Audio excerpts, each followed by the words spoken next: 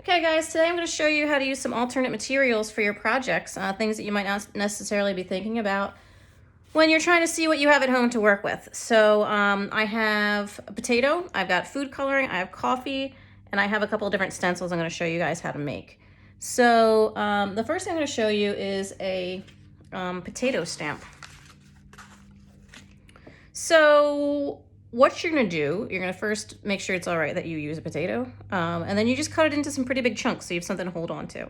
You can see my potato, the first one I made was a heart because it's a pretty simple design. And what you do is you get plenty of paint on it and you just use it like a stamp. So I'm not smushing it into anything. I'm just kind of stamping it down there. So in order to do that, you're gonna need a knife. Remember that knives are sharp. You want to keep your fingers away from your knife as you're working.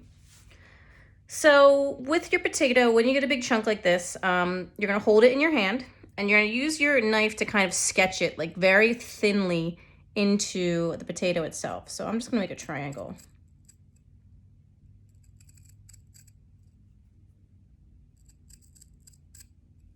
So I sketched my triangle on there with my knife. I'm then going to come down maybe 1/8 of an inch into my potato, and I'm going to cut it very, very carefully from the side. Then I cut it very carefully, like not pressing hard at all, from the top. And then my side should pop off like that. So same thing, you're going to want to get it in there. Your thumb is resting across from where your knife is.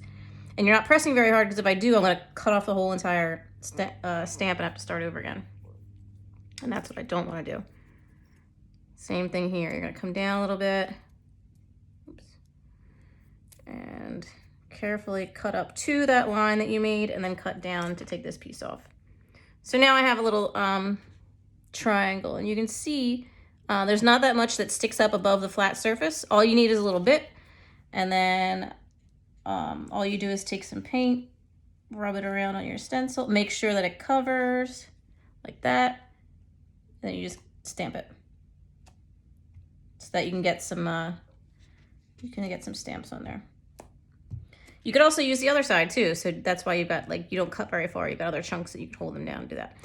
If you do make a potato, you want to make sure you cut it and you stamp it quickly because this will start drying out and shriveling up, and you don't want to hold on to these. So you're going to kind of do it all at once the best you can. You can also, if you don't like how much paint's on there, carefully grab more paint, kind of do another stamp like that. All right, so paper plates are good for palettes. So if you don't have a palette at home, anywhere to put your paint, you can use it on a paper plate. You can also use wax paper or parchment paper. So that is a good surface you can put down to put your paint on to paint with if you don't have a palette. So next thing I'm going to show you guys how to do is stencils. So I cut a piece of paper plate.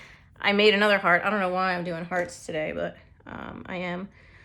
Make sure that if you've got water like this and you have a drink nearby, you keep them separated, because on more than one occasion I have dipped my paintbrush into my drink. I have also tried to drink paint water. So make sure you keep them separate. You just put the stencil down, and you can either, if you want texture on there, you can kind of dab at it, or as long as you're holding it, you can carefully paint it in there so it's all nice and smooth. So these are good for adding little accents to your projects.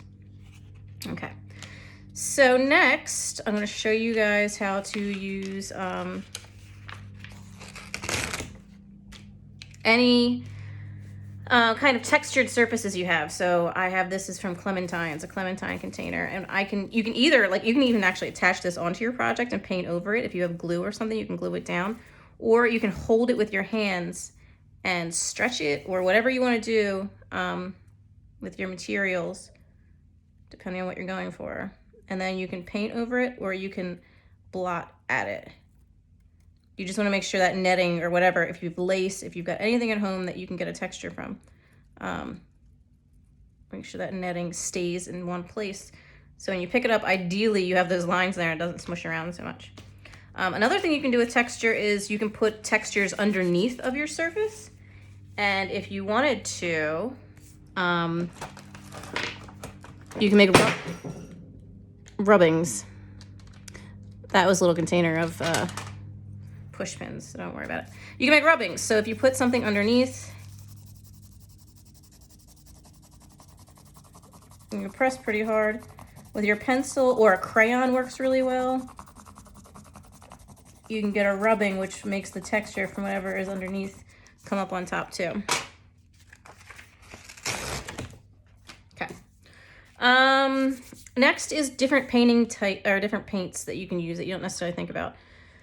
So I went and searched at home. I have food coloring and I have coffee. If you have or found or can get still, it's a little late, but Easter egg dyeing kits, you can most likely use those dyes to paint with if you wanted to. But food coloring is really good. It comes very, very, very concentrated. Food coloring will stain your skin and it will stain your clothes and it will stain any surfaces. So make sure if you're using food coloring, you're very carefully using it so that you don't spill it anywhere. So it's just like a watercolor. So it's very concentrated. The more water you add to it, the thinner it gets. So if you wanted to, you can add a lot of water to your paintbrush and paint, and then you let it dry, and then you go back in and you add a darker layer and you keep building it up just like you would watercolor. Something you guys might notice, depending on the type of paper that you have at home, this is not necessarily meant for any water materials, so it's gonna wrinkle. You can kind of try and blot it as you go. It'll take some of the pigment up, but it'll absorb this water so the paper won't crinkle like that. But that's up to you. So you can add more water, let it dry, like I said, paint more on top of it with food coloring. You can also use coffee, and I did not make my coffee very strong, so my color is not that strong. You can also use tea bags. If you have tea at home, get hot water, put a tea bag in it. The longer you let it sit, and the more you let it steep, the darker it should get. But my coffee is very diluted, so it's very light here.